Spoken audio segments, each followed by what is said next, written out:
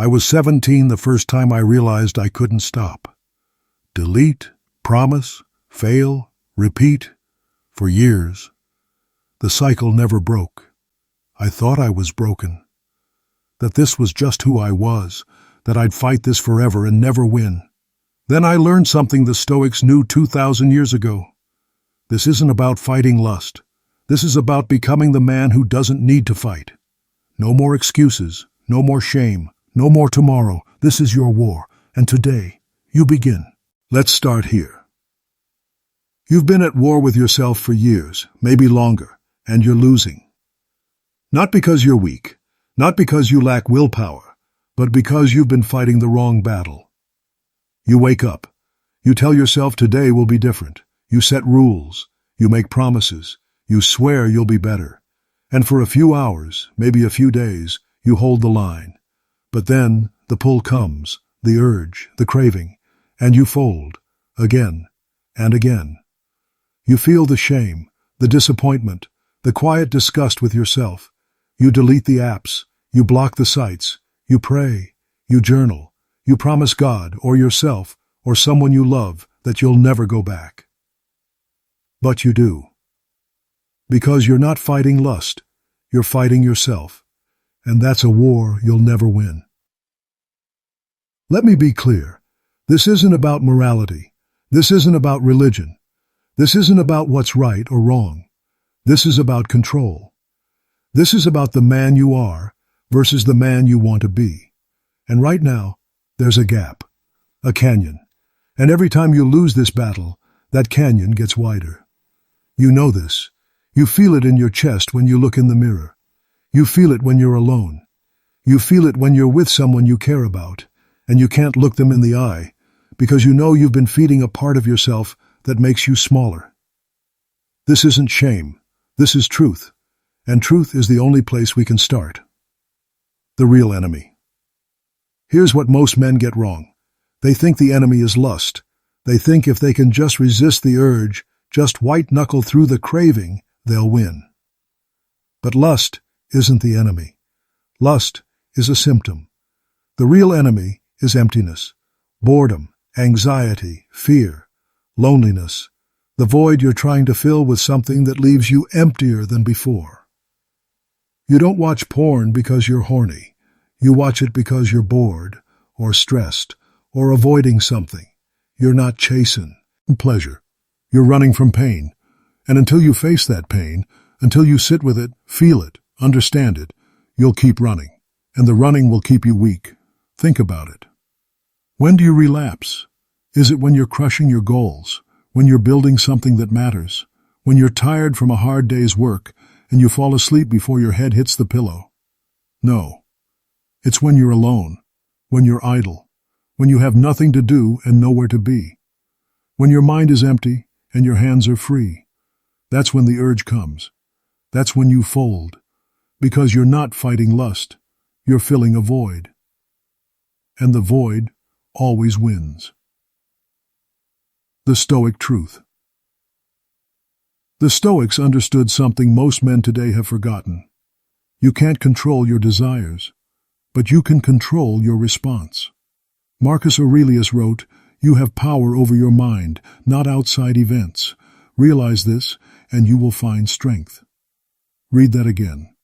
You have power over your mind, not over your urges, not over the world, not over the pull you feel when you're alone at 2 a.m.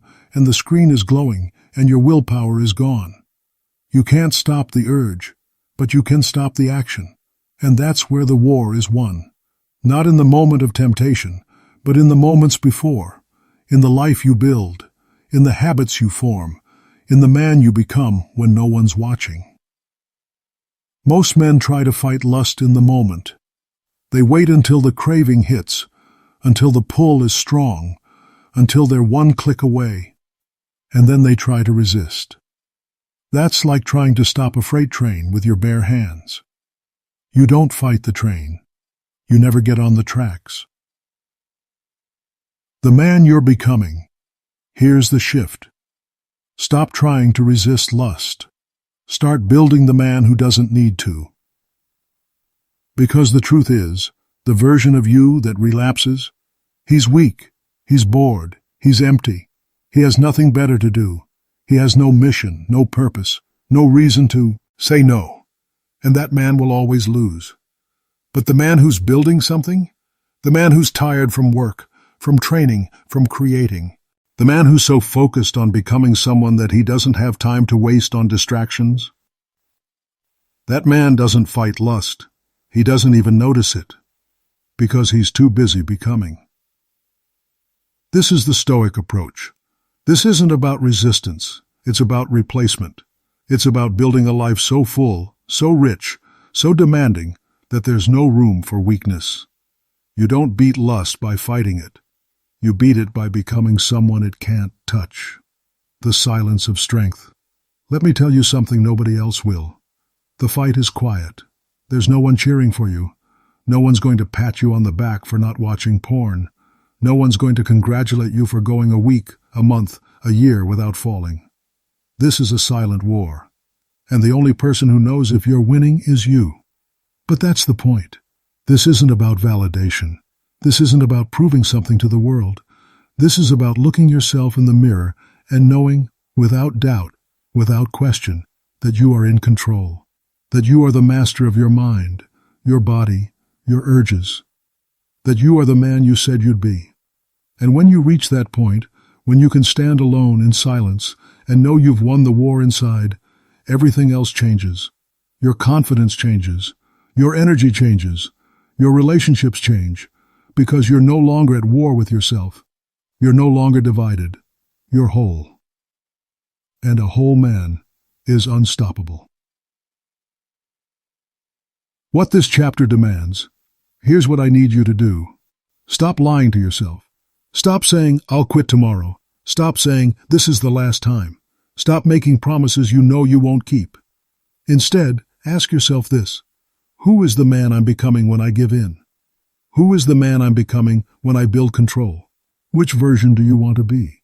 Because the war you're fighting isn't against lust. It's against the part of you that's comfortable being weak. And that art of you will fight harder than anything you've ever faced. But you're stronger. You just haven't proven it yet. This is where it begins. Not with a promise, not with motivation, but with a decision. The decision to stop fighting yourself and start building the man who doesn't need to fight. Chapter 2. The void you're feeding. Let's talk about the void.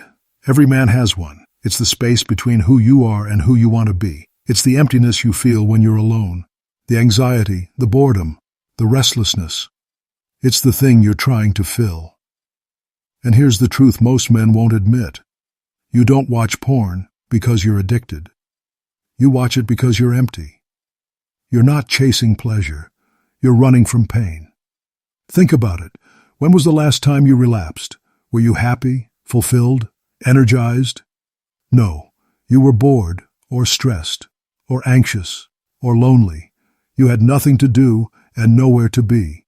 You felt the weight of your life pressing down on you, and you needed an escape. So you clicked, you scrolled, you gave in. Not because you wanted to, but because you didn't know what else to do.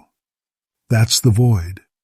And until you understand it, until you face it, until you stop running from it, you'll keep feeding it the wrong things.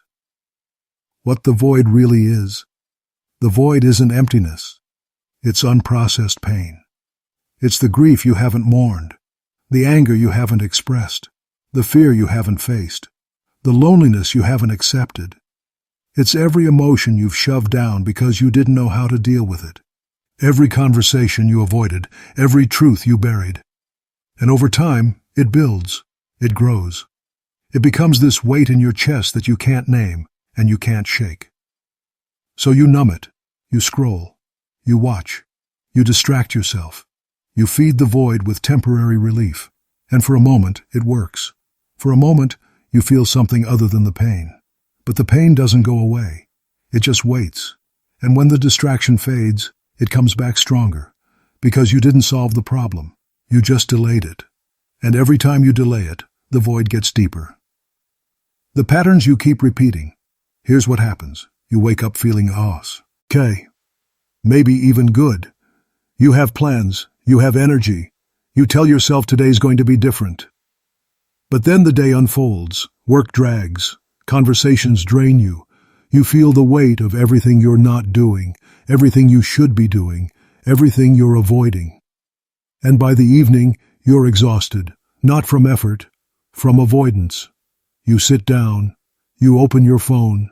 You tell yourself you're just going to relax, just going to scroll for a minute. But 1 minute becomes 10. 10 becomes 30.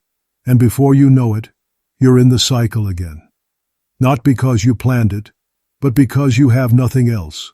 No mission, no purpose, no reason to say no. So you say yes, and the void gets fed, and tomorrow you'll start again. And the cycle continues. Until you break it. Why willpower isn't enough. You've tried willpower. You've tried discipline. You've tried forcing yourself to resist. And it worked. For a while. But then the pressure built. The urge came back. And you cracked. Because willpower is finite. Discipline is finite. And when you're fighting a void, when you're trying to resist something that's trying to fill a hole inside you, willpower isn't enough. You can't resist your way out of emptiness. You have to fill it with something real. The Stoics understood this. Seneca wrote, "If a man knows not to which port he sails, no wind is favorable." You can have all the willpower in the world, but if you don't know where you're going, if you don't have a purpose, a mission, a reason to fight, then every wind will blow you off course. You need a port, a direction, a reason to say no that's stronger than the urge to say yes. And that reason isn't because I should. It's because I'm becoming someone, the real work. So here's the work. Stop running from the void. Start facing it. Sit with it. Feel it. Ask yourself, what am I avoiding? What am I afraid of? What pain am I trying to numb? Maybe it's loneliness. Maybe it's fear of failure. Maybe it's the weight of your potential and the terror that you'll never reach it. Whatever it is, name it. Because once you name it, you can deal with it. Once you see it, you can face it. Once you face it, you can move through it. And once you move through it, the void starts to shrink. It doesn't disappear. It's always there. But it gets smaller, quieter, easier to manage. And the more you fill your life with real things, real work, real relationships, real growth, the less room there is for the void. What fills the void? Here's what most men don't understand. The opposite of lust isn't purity, it's purpose. You don't beat lust by resisting, you beat it by replacing. Replace the scrolling with reading, replace the screens with sweat, replace the noise with silence. Fill your life with things that matter, things that challenge you, things that make you tired, not empty. Train your body, build your mind, create something, fix something, help someone. Do the work that makes you too exhausted to scroll. Do the work that makes you too focused to notice the urge. Because when your life is full, when your days are demanding and your nights are earned, you don't need to fill the void. The void is already filled. The quiet truth. Here's what no one tells you. The void never fully goes away. There will always be moments of emptiness, moments of pain, moments when you feel the pull. But the difference between the man who wins and the man who loses isn't whether he feels the pull. It's whether he acts on it. And the man who wins doesn't act, not because he's stronger, but because he's fuller. He's filled his life with purpose, with work, with meaning. Is with silence. And there's no room for the noise. This is the Stoic approach. This isn't about perfection. It's about direction. It's about building a life so full that the void doesn't have space to grow. What this chapter demands, stop feeding the void. Start facing it. Ask yourself, what am I running from? What pain am I avoiding? What emptiness am I trying to fill? Write it down. Say it out loud. Face it. Because the void only has power when it's unnamed, when it's hidden, when you refuse to look at it. But once you see it, once you name it, once you face it, it loses its grip. And you take back control. Chapter 3. The man in the mirror. Look in the mirror, not at your reflection, at the man behind it. What do you see? Do you see the man you said you'd be? The man you promised yourself you'd become? Or do you see the man you are? The one who makes excuses, the one who folds, the one who knows better, but doesn't do better. Be honest, because the mirror doesn't lie, and neither can you, not here, not now. This chapter is about self-honesty, and self-honesty is the hardest work you'll ever do, because it means facing the gap between who you are and who you want to be. And that gap, it's painful. But it's also where the transformation begins. The lies you tell yourself. Let's start with the lies. I'll quit tomorrow. This is the last time. I'm not hurting anyone. I'm doing fine. I'm in control. You've said these things, maybe not out loud, but in your head, in the quiet moments when you're alone and the guilt starts creeping in. You tell yourself these lies because the truth is too heavy. The truth is, you're not in control, you're not doing fine, and tomorrow never comes. The truth is, you're at war with yourself, and you're losing. And the first step to winning isn't finding motivation. It isn't setting goals. It isn't making another promise you won't keep. The first step is telling the truth to yourself about yourself. The weight of self-deception. Here's what self-deception does. It keeps you comfortable. It lets you avoid the pain of facing who you really are. It gives you permission to stay the same. But comfort is a trap. Because every time you lie to yourself, you make it easier to lie again. Every time you tell yourself tomorrow, you train yourself to believe that tomorrow is enough. And tomorrow never is. The Stoics knew this. Epictetus said, "First say to yourself what you would be, and then do what you have to do." Read that again. First say to yourself what you would be. Not what you wish you were, not what you tell other people you are, what you would be.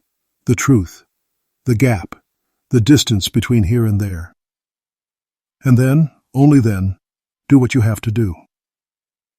But most men skip the first part. They jump straight to the doing. They make promises. They set rules. They try to change without ever admitting what needs to change. And that's why they fail. Because you can't build on a foundation of lies. The man you are versus the man you pretend to be. Here's the exercise. Write down who you are, right now, today. Not who you want to be, who you are. Be specific. Be brutal. Be honest. Are you the man who says he'll work out but scrolls instead? Are you the man who says he'll quit but relapses? Are you the man who hides his habits from the people he loves? Are you the man who looks strong on the outside but feels weak on the inside? Write it down. Now write down who you pretend to be, the version of yourself you show the world, the mask you wear. Look at the gap. That gap is the weight you're carrying. That gap is why you're tired. That gap is why you keep falling. Because you can't be two people at once. And the more you pretend, the heavier the mask becomes. The mirror doesn't blink. Here's the truth. The mirror doesn't lie. It doesn't care about your excuses. It doesn't care about your intentions. It only shows you what is. And what is right now is this. You're not the man you want to be, not yet. But you could be. The question is, are you willing to stop pretending? Because pretending is easier. Pretending lets you avoid the pain. Pretending lets you keep the mask on. Pretending lets you stay comfortable. But pretending also keeps you weak. And the longer you pretend, the wider the gap becomes. The Stoic practice of self-examination. The Stoics practiced something called self-examination. Every night before bed, they would ask themselves 3 questions. What did I do wrong today? What did I do right today? What did I leave undone? Simple, brutal, honest. Not to beat themselves up, but to see clearly, to face the truth, to close the gap. This is the practice you need. Every night, before you sleep, ask yourself, did I act like the man I want to be today? Did I give in to weakness? Did I avoid what I needed to face? Write it down. Say it out loud. Face it. Because the more you face the truth, the less power the lies have. The pain of honesty, let me be clear, this will hurt. Facing the truth always does. You'll see the ways you've failed, the ways you've lied, the ways you've let yourself down. You'll see the gap between who you are and who you could be, and it will hurt. But that pain is good, because pain is information. Pain tells you where the work is. Pain shows you what needs to change. And if you can sit with that pain, if you can feel it without running, if you can face it without flinching, you'll start to close the gap. Not overnight, not all at once, but one honest day at a time. The man who wins this war isn't the strongest. He's not the smartest. He's not the most disciplined. He's the most honest. He's the man who looks in the mirror and sees the truth, who admits the gap, who faces the pain, and who does the work anyway. He doesn't lie to himself. He doesn't make excuses. He doesn't pretend. He just shows up every day and does what needs to be done. Not for applause, not for validation, but because he knows the man in the mirror is the only one who matters, and that man doesn't lie. What this chapter demands, look in the mirror, today, right now. Ask yourself, am I the man I said I'd be, or am I pretending? Write down the truth, all of it, the good, the bad, the ugly. And then ask yourself, what do I need to do to close the gap? Not tomorrow, today. Because the mirror is watching, and the mirror doesn't blink. Chapter 4. Cut the dead branches. There's a tree in your life, and it's dying, not because it's weak, but because it's carrying dead branches.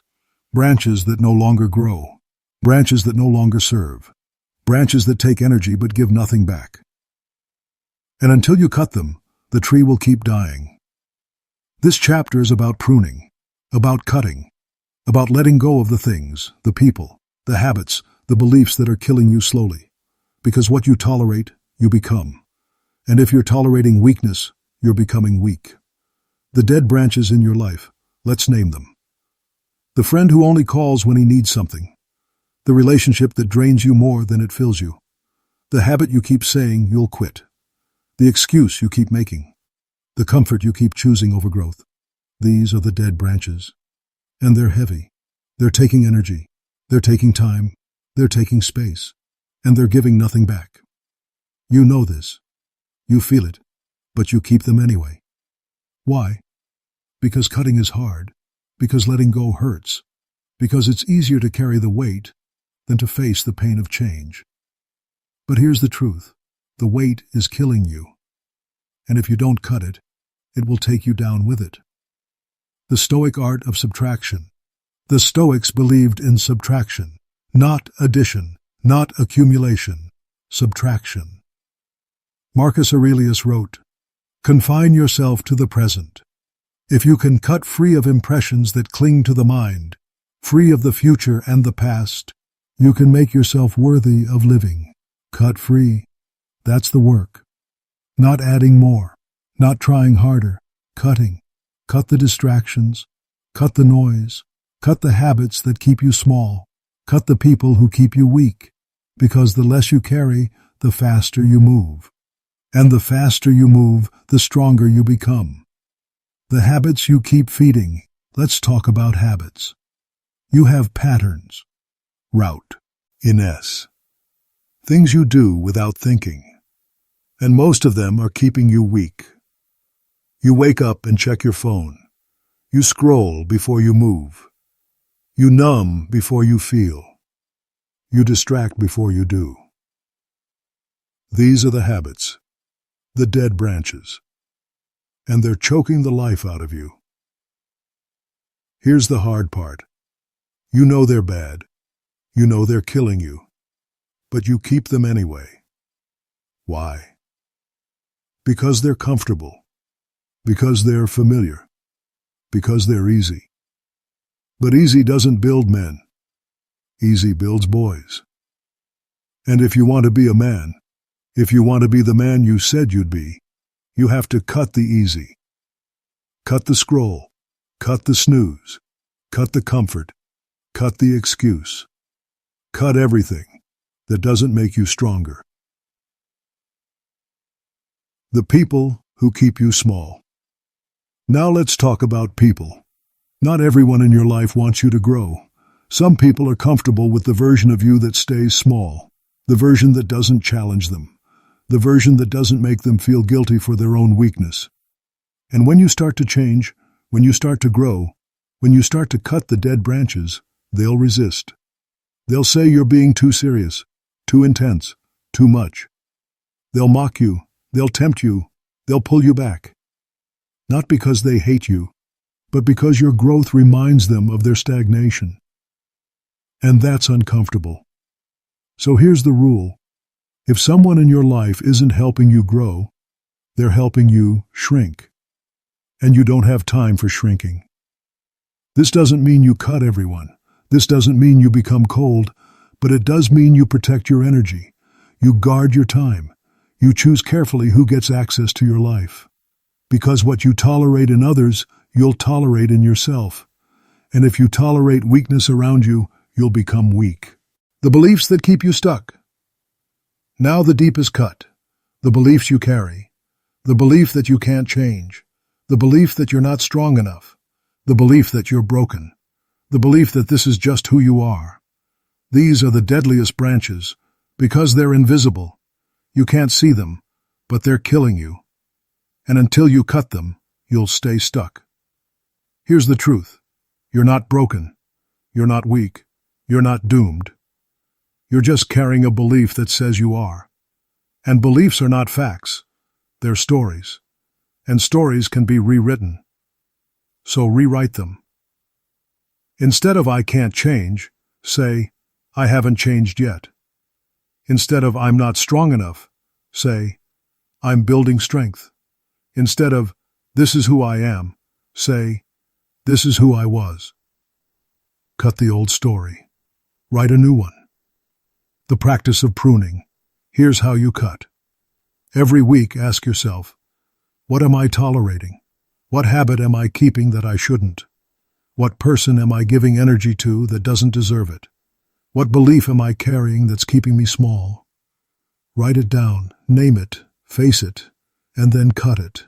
Not slowly, not gently, cut it. Delete the app. End the conversation. Walk away from the relationship. Stop the habit. Do it clean. Do it fast. Do it final.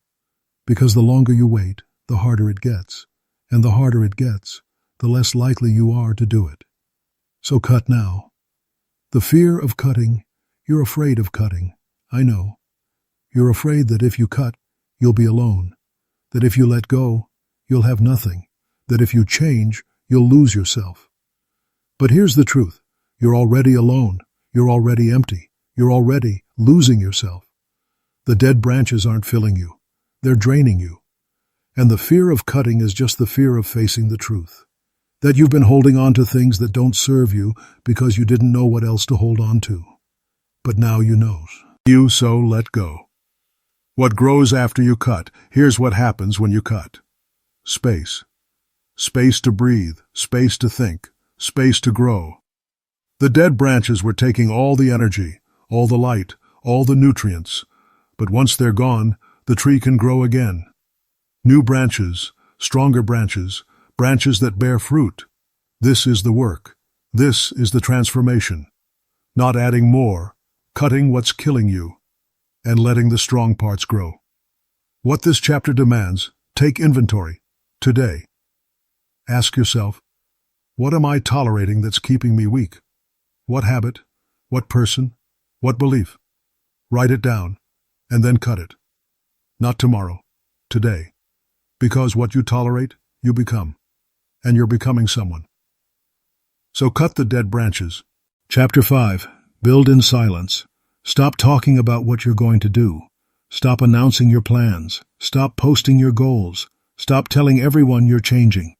Just change in silence. This chapter is about the power of silence, the strength of not needing validation, the discipline of building without announcing. Because the loudest man in the room is usually the weakest. And the strongest man, he doesn't need to speak. The trap of announcement. Here's what happens when you announce your plans. You get a reaction. People congratulate you. They encourage you. They tell you you're amazing just for deciding to change. And it feels good. For a moment, you get the reward without doing the work.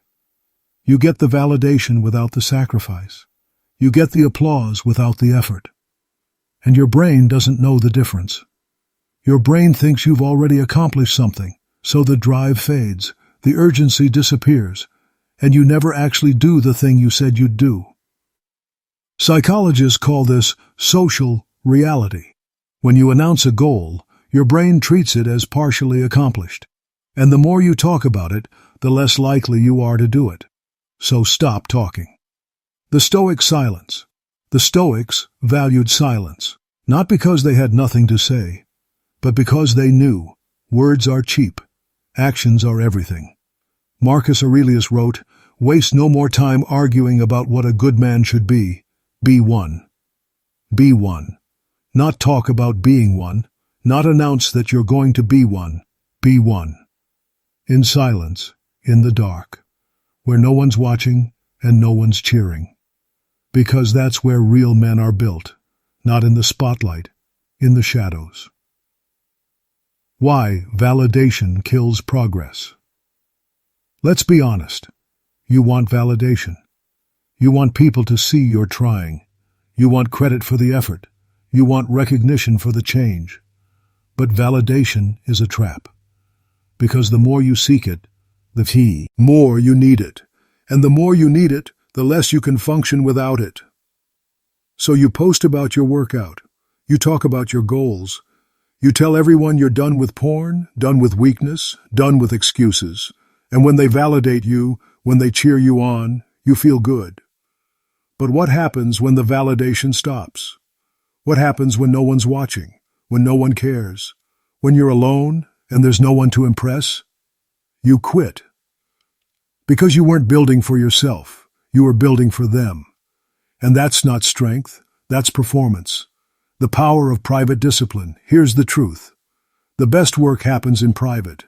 The early mornings when no one sees you wake up. The late nights when no one knows you're grinding. The moments of resistance when no one's watching and you say no anyway. That's where the real transformation happens, not in public, in private. Because private discipline builds character. Public validation builds ego. And ego is fragile. Character is not. So stop performing. Start building in silence, in the dark, where it counts. The test of silence. Here's the test. Can you do the work without telling anyone? Can you go to the gym without posting about it? Can you quit porn without announcing it? Can you build a life without broadcasting it? If you can't, you're not building, you're performing. And performance is exhausting because it never ends. You always need the next post, the next validation, the next proof that you're doing okay. But if you can work in silence, if you can build without needing the world to see, then you're building something real. Something that doesn't crumble when the attention fades. The strength of not explaining. Here's another truth. You don't owe anyone an explanation. You don't need to explain why you're not drinking, why you're not going out, why you're not wasting time. You don't need to justify your discipline. You don't need to defend your choices. You just need to live them. In silence. Because the man who needs to explain his choices is still seeking permission, still seeking approval, still hoping someone will validate his decision. But the man who's truly strong, he doesn't need permission, he doesn't need approval. He just does what needs to be done. And when people ask why, he doesn't explain. He just keeps moving, because his actions speak louder than any explanation ever could. The discipline of invisible work. Here's what separates the men who win from the men who talk about winning. Invisible work. The work no one sees. The work no one knows about. The work that doesn't get likes or comments or shares. The 5 a.m. wake-ups. The cold showers. The moments you said no when every part of you wanted to say yes. The journal entries. The books you read. The thoughts you wrestled with in the dark. This is the work that matters. This is the work that builds you. And no one will ever see it. Except you. And that's enough. What this chapter demands: stop announcing, start doing. For the next 30 days, don't tell anyone what you're building. Don't post, don't share, don't explain. Just build, in silence. And at the end of 30 days, look at what you've created. Look at who you've become. And then ask yourself, do I need anyone to know? Because if the answer is yes, you're still building for them. But if the answer is no, if you can look at what you've built and feel satisfied without a single person knowing, then you found real strength. The strength of silence. Chapter 6. The fire that forges, you're avoiding pain. You know it. I know it. Every choice you make that leads you back to the screen, back to the escape, back to the numbness. It's you avoiding pain. But here's what you don't understand. Pain is the only thing that will save you. Not the pain of guilt, not the pain of shame, but the pain of growth, the pain of discipline, the pain of becoming. This chapter is about fire, about struggle, about the hard truth that comfort is killing you, and only the forge can make you strong. The comfort trap. Let's start with comfort. You've been chasing it your whole life, the easy path, the soft option, the choice that doesn't hurt. You avoid the hard conversation. You skip the workout. You take the shortcut. You choose the distraction over the discipline, and every time you choose comfort, you get weaker. Not physically, not obviously, but deep in your core, where it matters, you get softer, weaker, more fragile. Because comfort doesn't build anything. Comfort preserves, and what it preserves is weakness. The Stoics knew this. They practiced voluntary discomfort, cold baths, simple food, hard beds, not because they were masochists, but because they understood. If you can't handle discomfort, you can't handle life. And if you can't handle life, life will break you. Why you keep breaking? Here's why you relapse. Not because you lack willpower, not because you're weak, but because your life is too comfortable, too easy, too soft. You don't have real challenges, real struggles, real fires that demand everything you have. So when the small fire comes, the urge, the craving, the pull, you crumble, because you've never learned to stand in the heat. You've been avoiding fire your whole life. And now, when you need strength, you have none. Because strength isn't built in comfort, strength is forged in fire. And you've been running from the flames. It's the fire you need. So here's the truth. You need struggle, not the struggle of fighting yourself, but the struggle of building yourself.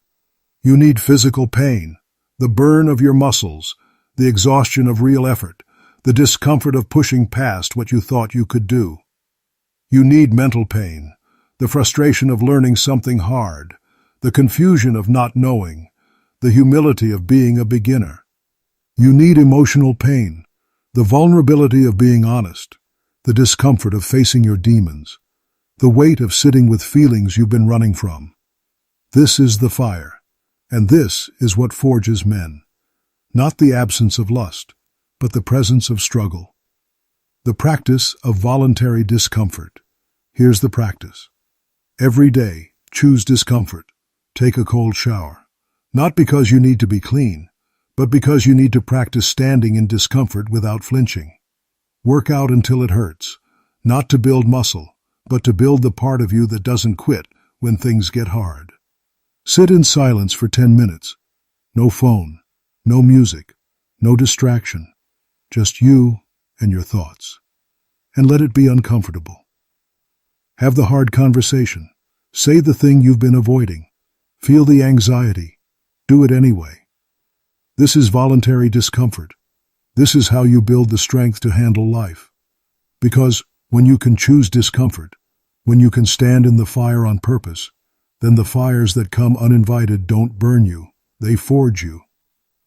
Why physical struggle matters. Let's talk about the body. You can't separate your mind from your body. They're connected. And when your body is weak, your mind is weak. When you avoid physical struggle, when you choose the couch over the gym, the scroll over the run, the comfort over the effort, you're training your mind to quit. And that pattern, it shows up everywhere. You quit when the work gets hard. You quit when the conversation eats uncomfortable. You quit when the urge comes and you're alone. Because quitting is a pattern, and you've been practicing it. So here's the reversal. Train your body to not quit. Push through the last rep. Run the extra mile. Hold the plank until you shake. Not for the body, for the mind. Because when your mind knows your body won't quit, it stops offering you the option. The forge of daily discipline.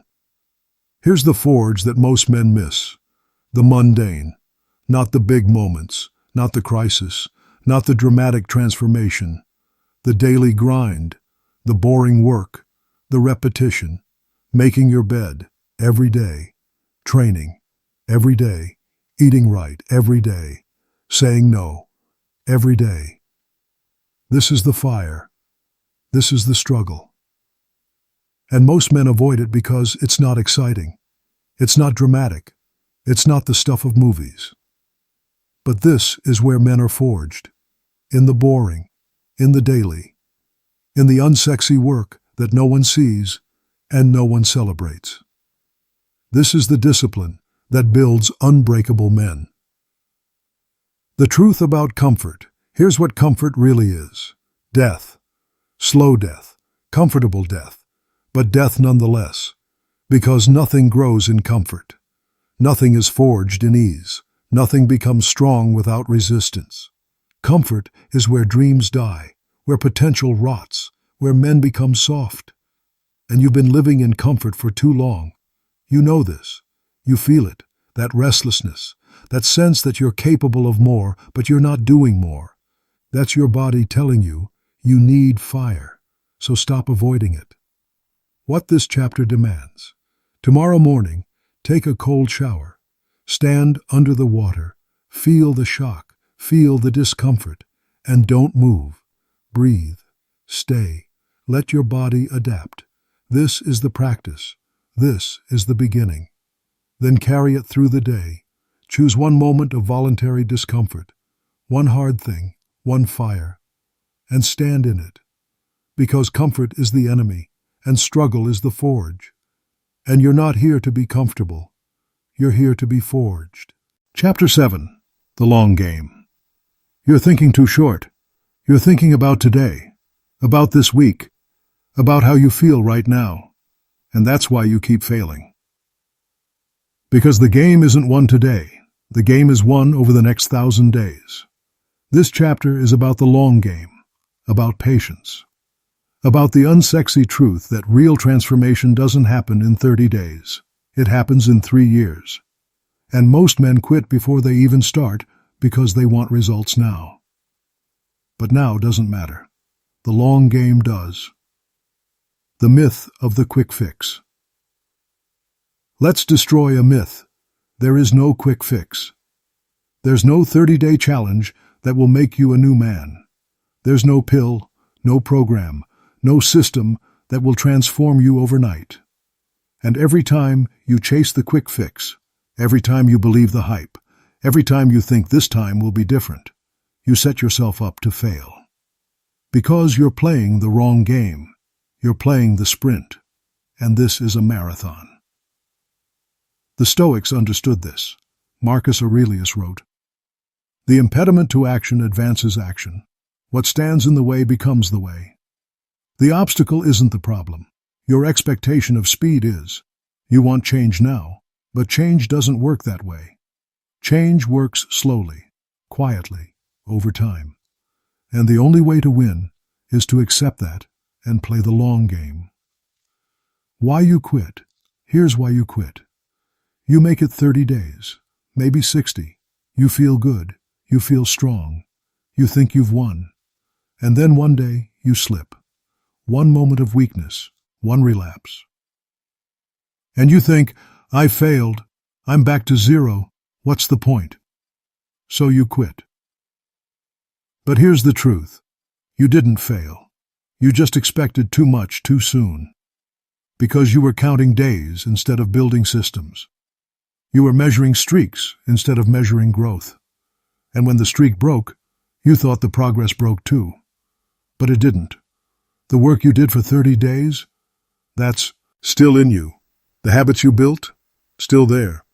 The strength you gained, still yours. One slip doesn't erase 30 days of discipline. One moment doesn't define 1,000. But you quit because you thought it did. The power of systems over goals. Here's the shift. Stop setting goals. Start building systems. A goal is, I'm going to quit porn for 90 days. A system is, I'm going to build a life where porn has no place. See the difference? A goal has an endpoint, a finish line. And once you cross it, what then? You relax, you celebrate, and slowly you slip back. But a system has no endpoint. A system is just who you are, what you do, how you live. You don't quit porn for 90 days. You become the man who doesn't watch porn. You don't work out for a month. You become the man who trains. You don't resist for a week. You become the man who's in control. This is the long game, not goals. Systems, not endpoints. Identity. The 1,000-day rule. Here's the rule. Judge yourself in 1,000 days. Not today, not this week, not this month.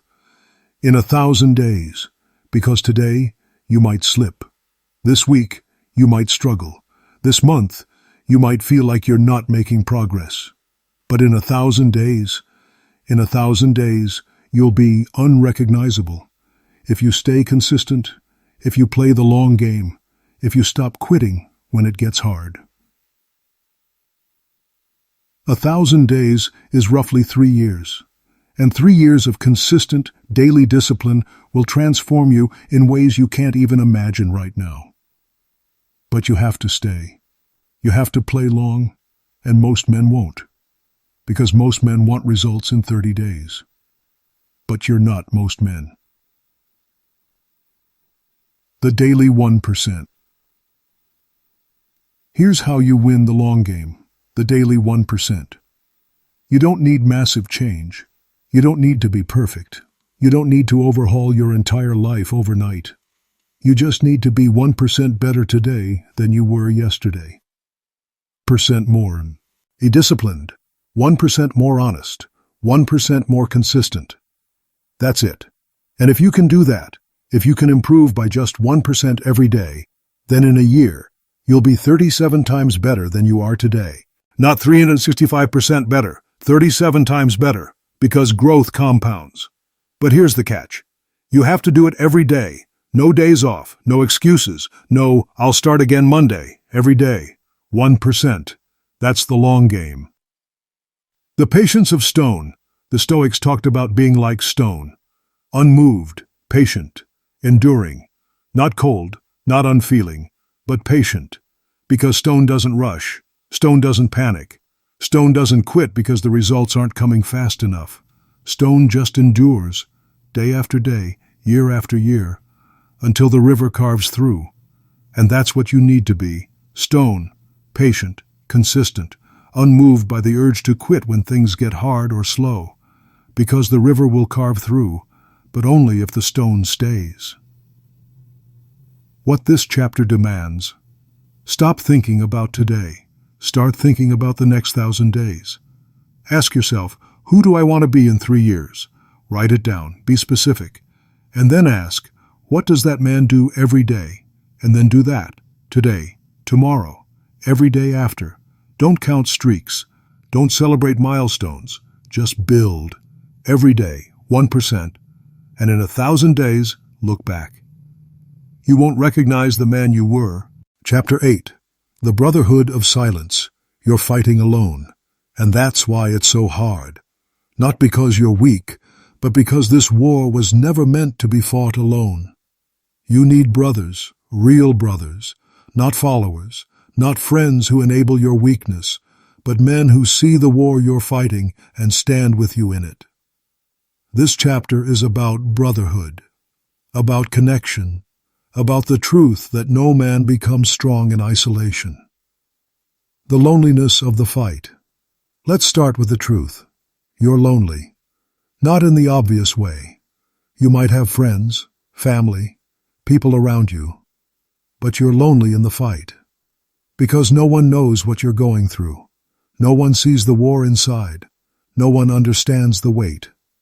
So you fight alone, in silence, in secret. And the loneliness makes everything harder. Because when you're alone, when you have no one to talk to, no one to stand with, no one who understands, the voice in your head gets louder. The voice that says you'll never change, that you're broken, that you're alone in this. And that voice? It's killing you. Why you need brothers. Here's why you need brothers. Not for motivation, not for accountability, but for understanding. You need men who fought the same war, who know the shame, who know the struggle, who know what it's like to feel divided inside. You need men who won't judge you, won't preach at you, won't tell you to just stop. You need men who'll sit with you in the dark and say, I know, I've been there, let's fight. That's brotherhood, not performance, not pretense, real connection. And without it, you'll keep fighting alone, and fighting alone is how men break. The difference between friends and brothers. Most men confuse friends with brothers. They're not the same. A friend is someone you hang out with, someone you have fun with, someone who's there for the good times. A brother is someone who's there for the war. A brother sees you at your worst and doesn't walk away. A brother calls you out when you're lying to yourself. A brother holds the line with you when you want to quit. You don't need more friends. You need brothers. And brothers aren't found. They're forged. Through struggle. Through honesty. Through showing up when it's hard. The practice of honest connection. Here's how you find brothers. You be honest. You stop pretending. You stop wearing the mask. You stop acting like you have it all together. You find one man, just one, who you think might understand, and you tell him the truth. Not everything, not all at once, but something real, something you've been hiding, and you see what happens. If he judges you, he's not your brother. Move on. But if he says, I get it, I've been there, you found one, and one is enough to start. The Brotherhood Code. Here's the code of real brotherhood. Honesty over comfort. You tell the truth, even when it hurts. You call out weakness. You don't enable. Presence over words. You show up. You don't need to say much. You just need to be there. Strength without judgment. You don't judge a brother for falling. You help him stand, again and again. Silence when needed. Sometimes a brother doesn't need advice. He just needs someone to sit with him in the dark. Accountability without shame. You hold each other accountable, but you don't weaponize shame. You build each other up. This is the code. This is the standard. And without it, you're just friends, not brothers. Why modern men are isolated. Here's why most men are alone. They've been taught that needing help is weakness. They've been taught to be independent, self-sufficient, strong enough to handle everything alone. And that's killing them, because no man is strong enough to fight every battle alone. No man is meant to carry every weight by himself. The Stoics valued community. They had their circles, their fellow students, men they could be honest with. Even Marcus Aurelius, the most powerful man in the world, had teachers, mentors, friends who kept him grounded. He didn't fight alone, and neither should you. The digital trap. You have 1,000 followers, 100 friends online. You're connected to everyone, and you're more alone than ever. Because digital connection isn't real connection. It's performance. It's curation. It's showing the best version of yourself and hiding the rest. You can't build brotherhood through a screen. You can't be honest through a feed. You need real men, in real life, in real time. Men you can sit with, talk with, fight alongside, not followers, brothers. What this chapter demands, find one man, just one, a man you respect, a man who's fighting his own battles, a man who might understand, and reach out, not with some grand declaration, just, I'm working on some things, could use someone to talk to. See what happens, and if it works, build from there, one brother at a time, because you're not meant to fight alone, and you won't win alone. Chapter 9. The man you're becoming. We've come to the end. But this isn't the end of your journey. This is the beginning, because everything we've talked about, the war, the void, the mirror, the branches, the silence, the fire, the long game, the brotherhood, all of it comes down to one question. Who are you becoming? This chapter is about the man ahead, the version of you that exists on the other side of this war, the man you're building toward, not the man you were, the man you're becoming. The man you were. Let's acknowledge him, the man you were, the man who fought himself, the man who gave in, the man who carried shame like a weight he couldn't put down. He's not bad, he's not broken, he's not beyond saving. He's just not who you are anymore. Because you've done the work, you've faced the void, you've looked in the mirror, you've cut the dead branches, you've built in silence, you've stood in the fire, you've played the long game, you've found your brothers, and through all of that, you've changed. The man you were, he's still part of you, but he doesn't define you, because you're becoming someone new. The man you're becoming. So who is he? The man you're becoming. He's the man who doesn't flinch when the urge comes, not because he doesn't feel it, but because he's built a life so full that the urge has nowhere to land. He's the man who wakes up early, not because he has to, but because he wants to, because the morning is his, and he doesn't waste it. He's the man who looks in the mirror and knows without doubt, without question, that he's in control. He's the man who doesn't need validation, who doesn't need to announce his progress, who builds in silence and lets his life speak for itself. He's the man who chooses discomfort, who stands in the fire, who knows that comfort is the enemy and struggle is the forge. He's the man who plays the long game, who doesn't quit after 30 days, who builds systems, not goals, who measures his life in years, not weeks. He's the man who doesn't fight alone, who has brothers, who's honest, who shows up. This is the man you're becoming, and he's waiting for you on the other side of discipline, the choice you make every day. But here's the truth. Becoming him isn't a one-time decision, it's a daily choice. Every morning you wake up and choose, who will I be today? The man I was, or the man I'm becoming? Some days you'll choose right. Some days you'll choose wrong. Some days you'll fall. You'll slip. You'll feel like you're back where you started. But here's the secret. You're not. Because every time you choose the man you're becoming, you make it easier to choose him again. Every time you stand when you want to fall, you build strength. Every time you say no when you want to say yes, you reinforce the identity. And over time, it stops being a choice. It becomes who you are. The test. Here's the test. When no one's watching, when you're alone, when the urge comes and there's no one to hold you accountable, who do you choose to be? That's the test. Not in public, not when it's easy, but in private, in the dark, when it's just you and the choice. Because that's where the man you're becoming is forged, not in the spotlight, in the shadows. And every time you pass that test, you become more him. More the man who doesn't need to fight. The man who's already won. This chapter demands, look at yourself, right now. Ask, who am I becoming? Not who do I want to be. Who am I becoming? Based on my choices, my actions, my daily decisions.